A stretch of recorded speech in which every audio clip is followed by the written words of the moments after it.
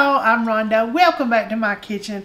Today I am going to continue with my little Thanksgiving sides, and I'm going to show y'all a side that I have flat enjoyed through the years, and this is corn pudding. Now I don't make my corn pudding with no Jiffy mix or nothing like this. This is old school, old-fashioned corn pudding. But it is delicious, and most of the things that you use are things that you would already have in your kitchen. So I've got my 4 eggs in here. I'm just going to whisk those up just a little bit. Give them a little whisk.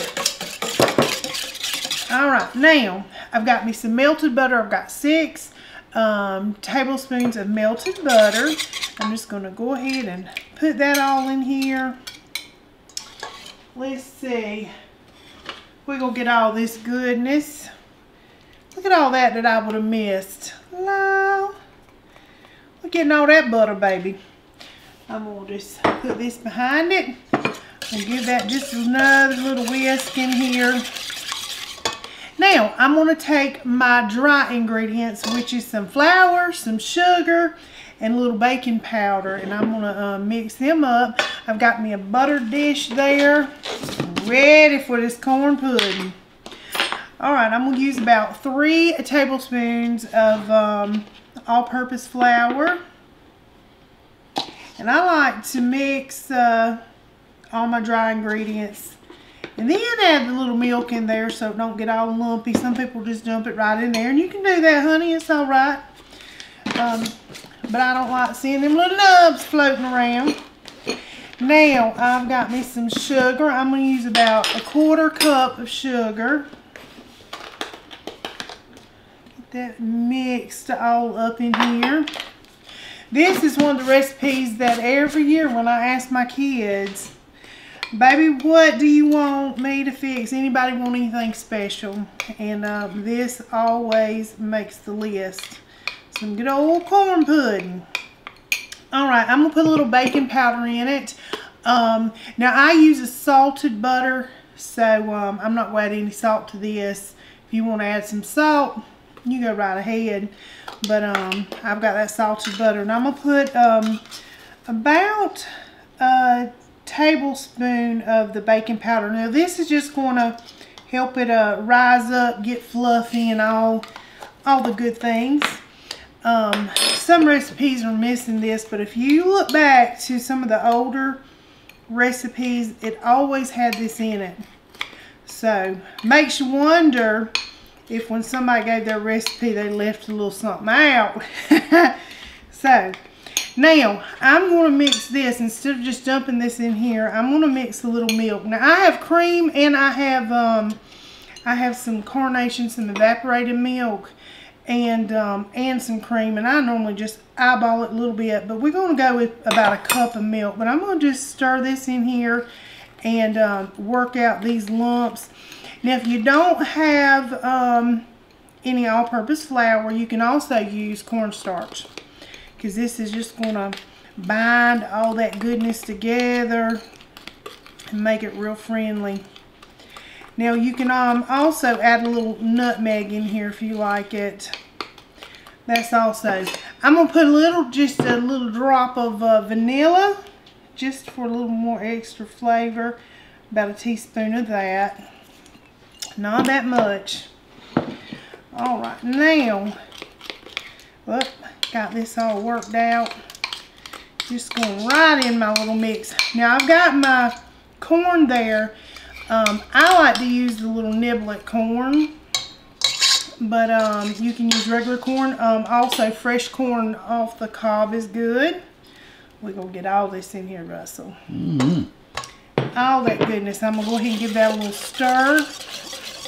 But I like the niblets. Do whatever you do. Drain your corn. Whatever kind of corn you use. You can use regular, whatever. You can use the Walmart brand, whatever. But I have drained this really good. This is the extra sweet niblets. And I am going to use 2 of these. If I had the larger can, I would just do 1 large can of this and 1 large can of the cream style corn. But this is what we're going to use, because once you squeeze that juice out, there really wasn't a whole lot left in there. Look at it, smelling good already. And we're going to dump this cream style corn in here. Once again, if you want to just use regular corn and add you some more cream, get that. That's just fine and dandy. Give this a little stir. I have also just taken the sweetened condensed milk and used in here, and it's really good. I have used probably about a 1/4 cup, mixing that up. I'm going to add about 1/2 cup. This is about 1/2 cup that I've added so far. And I think I'm going to add another 1/2 cup to a total cup, but I think I'm going to put some little heavy whipping cream in it. I just love me some heavy whipping cream. I'm going to just put it right in here. It just makes it really rich and creamy. Some people add a little sour cream. Honey, you do you. But this is what we're doing. But look, it's already looking rich and creamy. Yummy, yummy. And this is all it is to it, y'all. I'm going to add a little black pepper in mine. Like I said, you can add a little nutmeg. Yummy, yummy. That's it. We're going to pour it into this buttered dish, and I've got my oven set at 350 degrees. Now, it does take about 45 minutes to an hour to bake it. And you just bake it until it starts to crack on top and start to get golden brown. You'll know it's all ready. And you do want to let it sit for about 10 minutes after it comes out. So it'll set. Won't be all jiggly or whatever. But look at there. All it is to it. Just like that. We've got it mixed up. Good to go. Now I'm going to go ahead and put it in the oven. And I'll be back when it's ready. Okay, y'all. She's out of the oven. This is what she's looking like. Yummy, yummy. So I cooked it at 350 degrees for about 50-55 minutes. And it's been resting now for about 10-15 minutes. We was waiting on Russell. Look, y'all. He done smoked us some pork loin. Bacon wrapped pork loin. So that's going to be our supper tonight. So this is what it looks like. Yummy, yummy, yummy. Look how creamy it is. It really is one of my favorites. It looks yummy. I love it. I do. So, you ready to taste it? I am ready. Let's do it. My turn. Your turn. All right, y'all. Supper is served. Just a little simple supper tonight. But it's going to be good. Yeah. It's going to be delicious. Yeah. Yeah. Russell got us that little pork loin. Can't beat it. Well, I'm going to go in on Going in on the corn pudding, buddy. Well, she's smoking, as usual, y'all. As usual. It has sat for 10-15 minutes, but she's still piping hot. It's awesome. Delicious, yeah, huh? Really good. Really, really good. It is. We have this at all of our little holiday everything. Yeah. Like sweet. It's good. Like I said, the kids always say, "Mama, make some corn pudding," or you may call it corn casserole. You may call it corn pie. Corn pie. It's called a lot of stuff. We do corn pie a lot too. My kids mostly call it corn pie, but it's corn pudding right now. Yeah.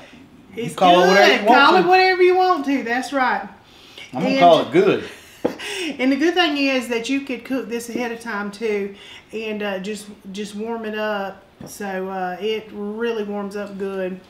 So cook it ahead of time. It'll travel well. So in fact, this is one dish that I'm gonna be doing for our Thanksgiving Add at it my to your mama's. list, y'all. There's just another one. Yep. At my mama's. All our families getting together for Thanksgiving at my mama's in the Low Country. So I'm all excited about that. Yeah. Love us some family time, but put it on your list. Like I said, it's good for any holiday. And I hope you enjoy it. And until next time.